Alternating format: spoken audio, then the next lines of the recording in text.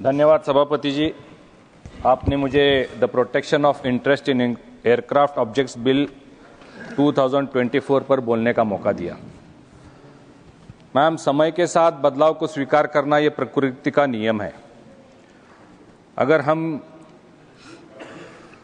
प्रकृति के साथ नहीं बदलेंगे तो हम दुनिया में जो विकसित देश बनने की जो स्पर्धा चल रही है उसमें पीछे छूट जाएंगे।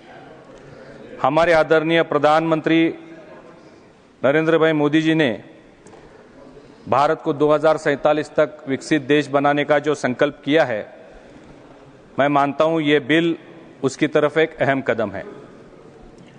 मैडम, ये बिल क्यों लाया गया है? केप टाउन में साउथ अफ्रीका में 2008 में एक कन्वेंशन हुआ था जहां सभी देशों का रिप्रेजेंटेशन था, जहां सभी देशों की विमान कंपनियां थी। उस कन्वेंशन में विमानों की खरीदी, रखरखाव, लीजिंग, फंडिंग, इस सब के बारे में गहन चर्चा हुई थी और ये बिल उसी का एक भाग है। हमारे देश में हम अगर हमारा इस क्षेत्र का इतिहास देखेंगे तो 2014 में मैम हमारे देश में कुल 74 एयरपोर्ट्स कार्यान्वित थे। आज 2024 में उनकी संख्या 149 एयरपोर्ट्स तक बढ़ चुकी है।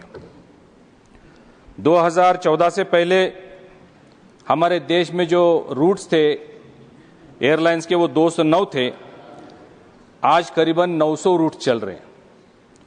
2014 से पहले हमारे देश में जहां 8.5 करोड़ लोग विमान से प्रवास करते थे, आज वह संख्या मैडम बढ़ के लगभग 16 करोड़ हो गई है। आज हमारे देश में करीबन 750 फ्लाइट्स कार्यान्वित है और हमने सबने पढ़ा है कि अभी करीबन 1000 नए एयरक्राफ्ट्स की ऑर्डर दी गई है। ये सब बदलाव हमने स्वीकार किया है और ये सब स्वीकार करते हुए नई टेक्नोलॉजी का भी हमने स्वीकार किया है। मैडम, आपको याद होगा पहले 15 साल पहले अगर हमें किसी एयरलाइन में या एयरक्राफ्ट में बुकिंग करनी होती थी तो हम अपने कोई ट्रैवल एजेंट को फोन करते थे और उसको बोलते थे कि टिकट निकालो, और वो अपनी मनमानी रेट से टिकट हमें बेचता था।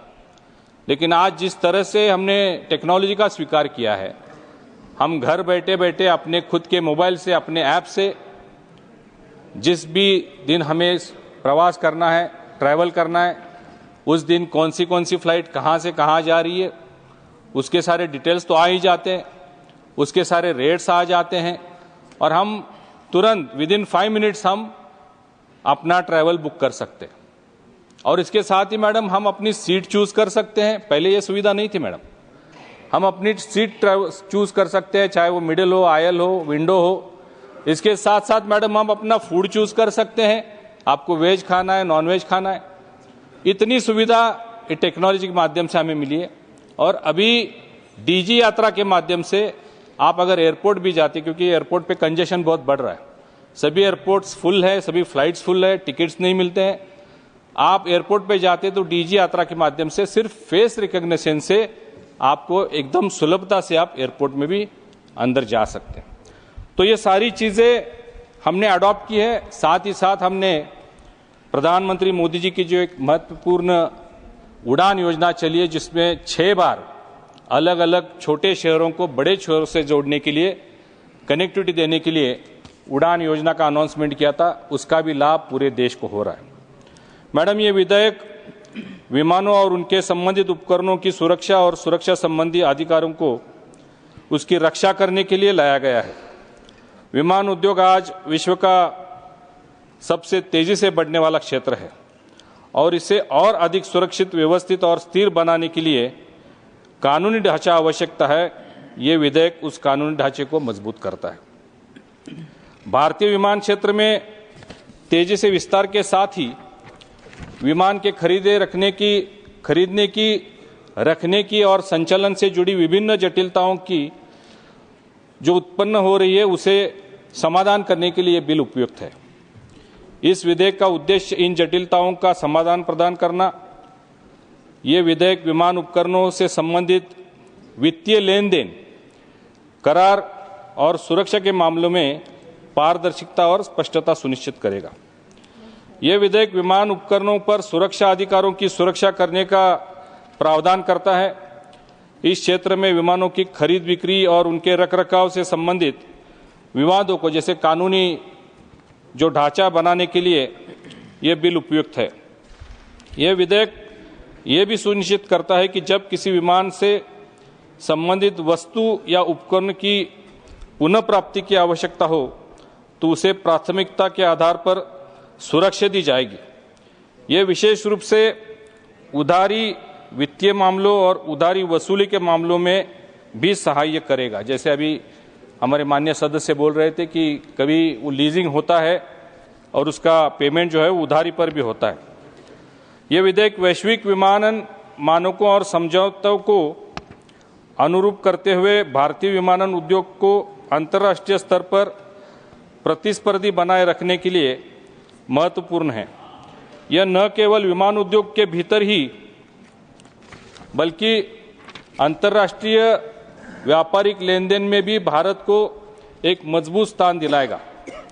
विमान उपकरणों के अधिकारों और सुरक्षा से संबंधित मामलों में विवादों को हल करने के लिए यह विधेयक एक स्पष्ट और सरल न्यायिक प्रक्रिया सुनिश्चित करेगा। इससे एयरलाइनों, बैंकों और वित्तीय संस्थानों को विमानों और उनके उपकरणों के संबंधित कानूनी विवादों को जल्दी और प्रभावी ढंग से सुलझाने में मदद करेगा। यह न केवल विमान उपकरणों की सुरक्षा सुनिश्चित करेगा बल्कि इससे विमान सुरक्षा में भी वृद्धि होगी। विमान उपकरणों से संबंधित किसी भी प्रकार के विवाद को कानूनी रूप से हल करने के लिए यह विधेयक मजबूत ढांचा प्रदान करेगा। यह विधेयक भारतीय विमान उद्योग के लिए एक स्थिर और मजबूत कानूनी आधार तैयार करेगा।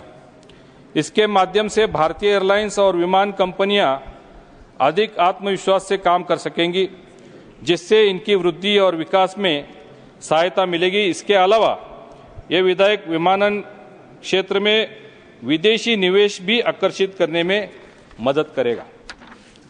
इससे न केवल विमान कंपनियों और उनके संबंधित संस्थाओं को लाभ होगा बल्कि आम नागरिकों को भी इससे लाभ होने वाला है, क्योंकि यह विधेयक यात्रियों की सुरक्षा और उनके अधिकारों की रक्षा भी करता है। विमानों की बिक्री और खरीद के मामले में पारदर्शिता से उपभोक्ताओं का विश्वास बढ़ेगा।